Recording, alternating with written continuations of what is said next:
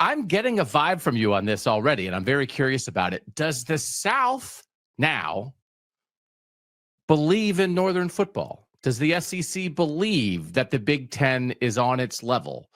Or are people viewing this, what happened the last two seasons, as a fluke, as a blip, as a, well, this happened in the SEC, but it'll get back to normal and to SEC and Southern dominance? What's the view of the college football world in the South right now? I think at the very least, there's an acknowledgement that it's a true power two. There's finally a true power two, and good Lord, it took long enough for that to happen. And again, we need to preface this by saying I am an Indiana graduate. I spent the first 18 years of my life living in the suburbs of Chicago. I spent 2.5 years in Nebraska. I covered Nebraska football home games. I came to do this job to start Saturday Tradition, our Big Ten site.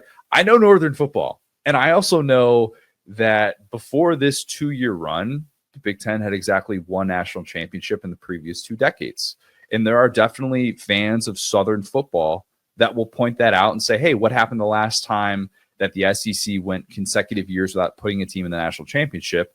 And that was, or without winning a national championship, I should say, that's 2013, 2014. And then what happens after that from 2015 to 2022? The SEC had a team in the national championship each of those 8 seasons, and it was able to win the majority of those national titles.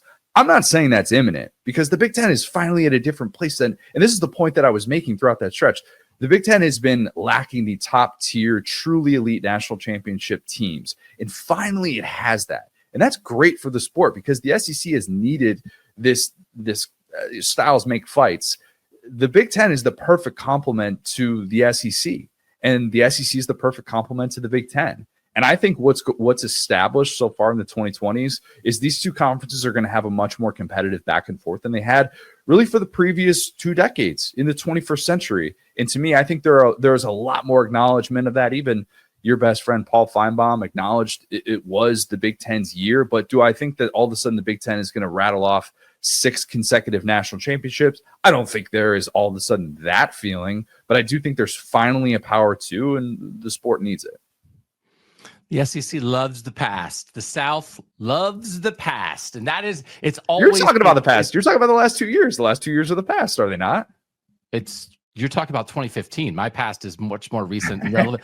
The thing that just happened is not the past. They're the Ohio State Buckeyes are the defending national champions after defeating another Northern team in the national championship game.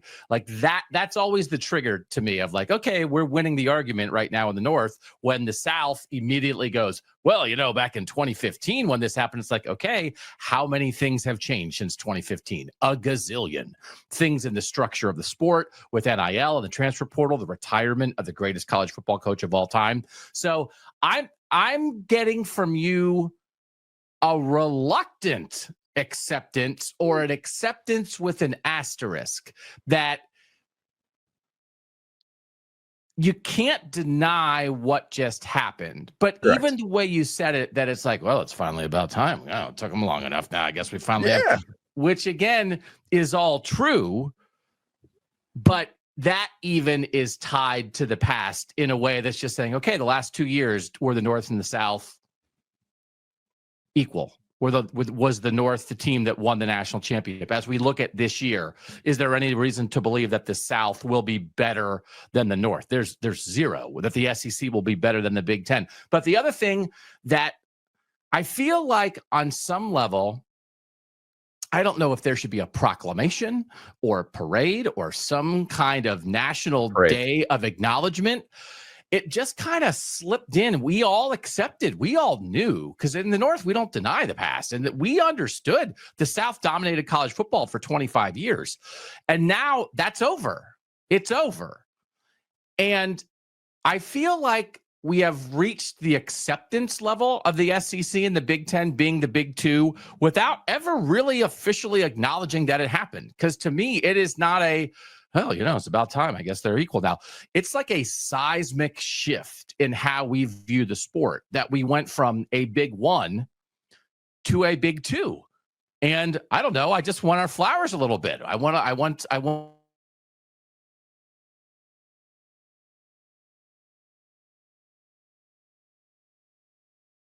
party. And the South's reaction is it took you long enough. The Big Ten had its moments, not just with the confetti, but with Paul Feinbaum saying it was the Big Ten's world. It's the Big Ten's world right now. The Big Ten is running college football. That is what Feinbaum was willing to get up there and say. I do think that if you're projecting moving forward, is the Big Ten or the SEC going to who's going to win more national championships in the 2020s? I think that's a really fun debate to have because I think you can go in a lot of different ways with it. I don't think all of a sudden the SEC has fallen off. I think the SEC has lacked an elite team in the last 2 years. I think the Big Ten has not lacked an elite team in the last 2 years. The Big Ten has had the best team in college football each of the last 2 years. And the irony is that forever the knock that Northerners had against Southerners was, well, you guys you assume that because you have the best team, you have that elite team, that your depth is therefore better. And now those roles have kind of reversed. And that's the ironic thing because nobody's going to give a crap, 3 years from now that the SEC had 7 teams finishing the AP top 25 and the Big Ten had 5. Nobody's going to care about stuff like that. Well, remember, Ohio State was the best team in college football. And we can all close our eyes and go, well, why did that happen? Was it because the North was so much better than the SEC this year? It had a better year. There's no doubt about it. It proved to be the better conference this year. I don't know that all of a sudden means that it's a seismic shift moving forward, and that's the new standard that we should expect. But yeah, I mean, it's better for college football to have this dynamic. And I questioned if that dynamic existed as we started the decade. And now seeing the way that this has played out, yeah, it's much more of an acknowledgement, parade, flowers. I'm not a big confetti blast guy. I think those things usually go wrong. I'm not. You always see what the gender reveals. Maybe you only see the ones that go wrong. You never really see the ones that go right. So maybe that's why I'm a little bit skeptical.